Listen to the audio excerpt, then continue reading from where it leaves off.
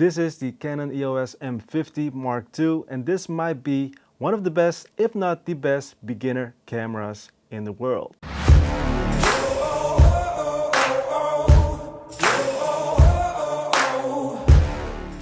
What is happening, guys? Gary Jahman here, back at it again with a new video. Hope you're doing well, hope you're safe and happy. So let's begin right away with this video. As always, I'm going to divide this video in several sections. So let's begin right away with the build quality. Build quality wise, I think this feels really good in the hands, especially if you're a beginner, you don't know what to expect, right? So even though it is a plastic build, it does have the flippy screen, the flip out screen, which can be really helpful if you are a vlogger or just want to film yourself or to take shots, photos of yourself, right? It also has a lot of juice in it. The battery life is actually really nice as well. One charge will last up for a whole day. My brother was filming the behind the scenes kind of photo shoot a couple of weeks back, and the battery was still full, so that was really amazing. We did shoot everything on 1080p. Maybe if you're shooting at 4K, then the battery might drain a little bit faster. Let's begin at the bottom, as we are speaking still about the battery life. There we got the battery and also the SD card slot. I don't really like having the battery door at the bottom of the camera, because if you got a tripod, you need to remove the whole camera from your tripod and then screw it back on your tripod. So that's something that you need to consider. But as I mentioned, the battery life is actually really good. On the right side of the camera, we got a HDMI port and also a USB port. Those are actually really old ones, so we got still a USB-A, like a older type version, and an HDMI mini port. So that's something that might be a letdown for some people, but for me, it's fine. Also got a little Wi-Fi wireless like symbol button that you can use to turn on and off the Wi-Fi. And on the left side, we got actually just the microphone input, which can be really nice as well. Keep in mind though, if you open up this screen, it might block your view a little bit. At the top level of the camera, we got the shutter button, a record button, a little customizable MFN button, and then the mode dial and on and off switch. So nothing very much at the top level. Also the hot shoe, of course. At the back, we got some simple buttons that we can just use and also customize. So that is something that I really like. And then the screen itself. The screen is one of the best features of this camera. It is touchscreen, and you can just use everything on it, and you don't even need to use the like the tactile functions or the tactile buttons at all.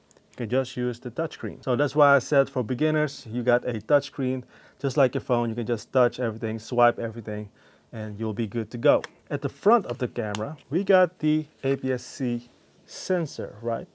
So this sensor is actually a nice sensor to have.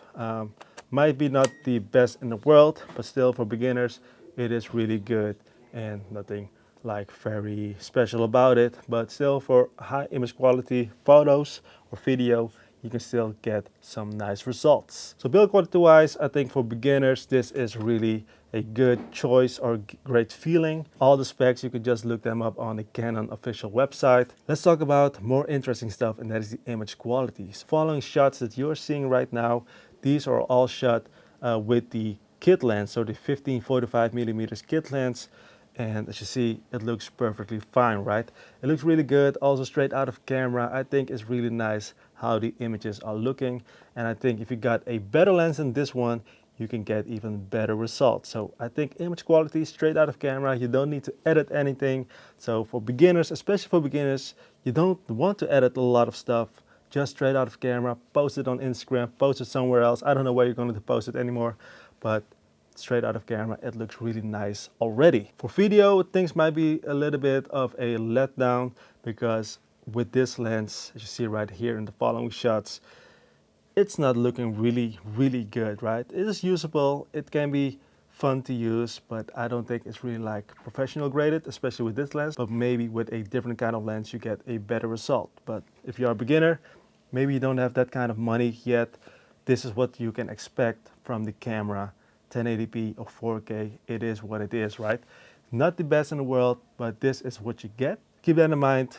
For beginners, you might want to consider buying a different kind of lens together with this lens, maybe with a kit lens, or just to learn photography and video styles and stuff like that. But maybe with a better lens such as the Sigma 16 or 30 millimeters f1.4, then you can get some better results, some more professional kind of stuff, right?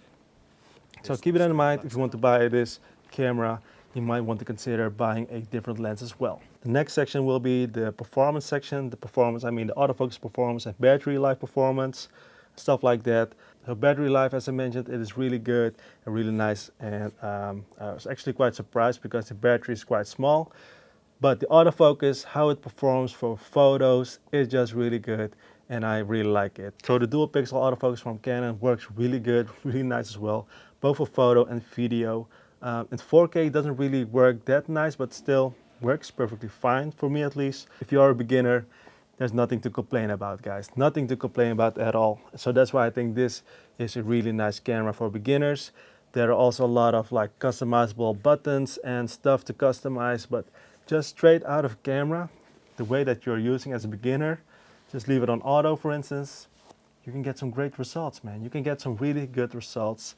But if you want to dive in a little bit more, check out the menu system, check out all those things, then you can even grow with your camera to the next level. So that's why I think the Canon EOS M50 Mark II is one of the best, if not the best, beginner cameras, mirrorless that is, in 2021, right? So that's just my little opinion, my little video. Let me know in the comment section down below if you want to know anything about this camera or anything like from a beginner standpoint. Let me know in the comment section down below. And as always, stay safe, stay healthy. I'm sweating like a monkey. Anyways, that's it for today's video. See you in the next one. Good luck.